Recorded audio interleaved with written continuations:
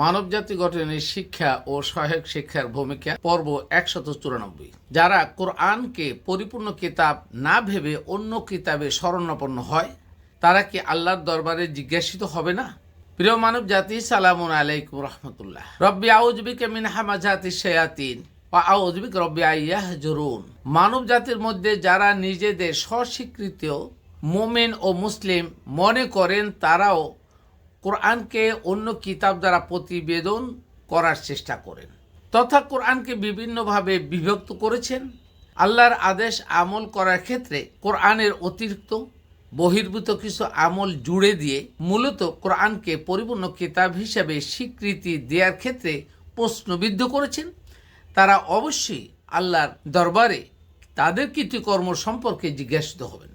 দলিল হিসেবে সূরা আল হিজর আয়াত নং 15 নম্বর সূরার 91, 92, 93, 94, 95, 96 এবং 99 নং আয়াত উল্লেখ করছি।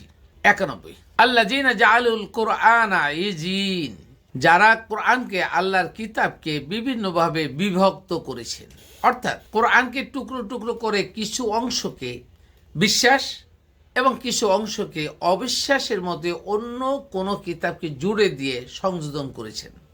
92, ফাওয়ারাব্বিকা লানাসআলুন্নাকা আজমাইন, অতএব হে মুহাম্মদ সাল্লাল্লাহু আলাইহি সাল্লাম, তোমার রবের শপথ তাদের সকলকে অবশ্যই জিজ্ঞাসা করব। অর্থাৎ যারা কোরআনের উপরে পরিপূর্ণ আস্থা না রেখে কোরআনের সাথে আমলের ক্ষেত্রে অবিশ্বাসের ক্ষেত্রে অন্য কিতাবের শরণাপন্ন হন তারা অবশ্যই রবের কাছে জিজ্ঞাসিত হবেন। 93, আম্মা কানু ইয়ামালুন, তারা যা করত সে সম্পর্কে আল্লাহ তাআলা ভালো জানেন এবং তাদেরকে জিজ্ঞাসা করা হবে। 94, ফাস্তা বিমা তুমারু ওয়া আরিজ আনিল মুশরিকিন, অতএব তুমি যে বিষয়ে আদিষ্ট হয়েছ তা প্রকাশ্যে প্রকাশ করো এবং মুশরিকদের উপেক্ষা করো। অর্থাৎ রিসালাতের বাণী হুবহু প্রকাশ করার ক্ষেত্রে কোনো কুণ্ঠবোধ করো না, কোনো কিছু বাদ দিও না, কোনো সংকোচন বা সংযোজন করো না। মুশরিক তথা বহু ঈশ্বরবাদীদের তোয়াক্কা করো না, তাদেরকে পরিত্যাগ করো। 95, ইন্না কাফাইনা কাল মুস্তাহজিইন, নিশ্চয়ই তোমার বিদ্রুপকারীদের বিরুদ্ধে আমরাই যথেষ্ট।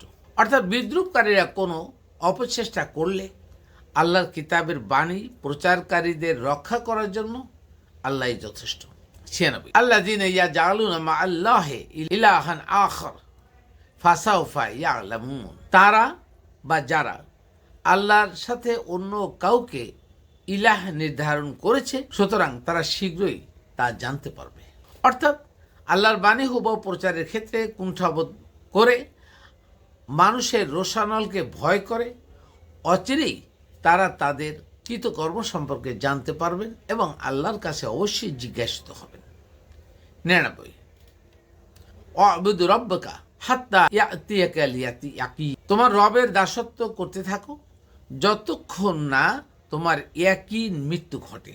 অর্থাৎ দাসত্বের শর্ত পূরণ করে জীবন পরিচালনার ক্ষেত্রে রবের রিসালাত বা কোরআন পরিপূর্ণভাবে হুবহু প্রচার করতে থাকো এবং নিজে জীবনের প্রতিটি কাজ করতে থাকো যতক্ষণ না তোমাদের মৃত্যু আসে। সুতরাং এখান থেকে আমাদের শিক্ষা হলো আমরা জীবনের প্রতিটি কাজ কোরআনের দলিল ভিত্তিক করার চেষ্টা করব। প্রচার করার ক্ষেত্রে কোরআনের দলিল ভিত্তিক প্রচার করার চেষ্টা করব। কোনো কিছু তোয়াক্কা না করে কোরআনের মানে কি জীবনের প্রতিটি স্তরে আদর্শ মানদণ্ড হিসাবে নির্ধারণ করে করতেই থাকব। এখানে অন্য কিছু তোয়াক্কা করা যাবে না। আর সেজন্যই প্রতিটি মানুষকে অবশ্যই কোরআন গভীরভাবে জানা ও বোঝা ও গবেষণা অধ্যয়ন করতে হবে, যার কোনো বিকল্প নেই। সুতরাং যারা কোরআনের সাথে অন্য কোনো দলিল জুড়ে দেন তারা লেম এক্সকিউজ করেন এবং কোরআনকে অপরিপূর্ণ মনে করছেন, সুতরাং তাদেরকে জিজ্ঞাসা করা হবে। তাদের অধিকাংশই মুশরিকদের অন্তর্ভুক্ত হবেন। আল্লাহ হাফেজ। জাফর আহমেদ, রিসার্চ ইসলাম।